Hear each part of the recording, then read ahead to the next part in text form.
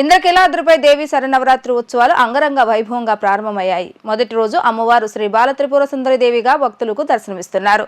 సామాన్య భక్తులకు అమ్మవారి దర్శనాన్ని సాఫీగా జరిగేందుకు ఏర్పాట్లు చేస్తున్నామని తెలిపారు. అన్ని శాఖల సమన్వయంతో ఉత్సవాలు విజయవంతం చేస్తున్నామంటున్న మంత్రి ఆనంద్తో మా ప్రతినిధి లిఖిత ఫేస్ టు ఫేస్. దేవి శరన్నవరాత్రి ఉత్సవాలు అంగరంగ వైభవంగా ప్రారంభమయ్యాయి. దేవాదాయ శాఖ మంత్రి ఆనం రామనారాయణ రెడ్డి అమ్మవారిని దర్శించుకున్నారు. ప్రస్తుతం మనతో ఆనం రామనారాయణ రెడ్డి ఉన్నారు అనేది సార్ చెప్పండి, ఎలాంటి ఏర్పాట్లు చేశారు ఏంటి?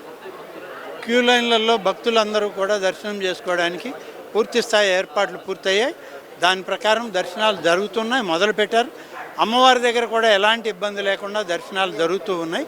మధ్య మధ్యలో అవసరమైన పరిస్థితుల్లో ఇప్పుడున్నటువంటి ఈ యొక్క వాతావరణాన్ని బట్టి మంచినీళ్లు, వాటర్ బాటిల్స్ అన్నీ కూడా పెట్టాం, ఏర్పాటు చేశాం.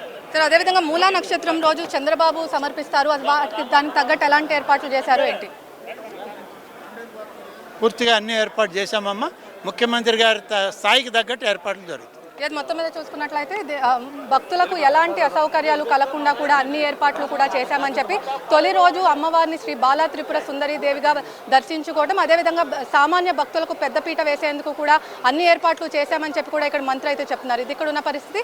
వీడియో జర్నలిస్ట్ అఖిల్తో లిఖిత, డిజిటల్ న్యూస్, ఇంద్రకీలాద్రి నుంచి.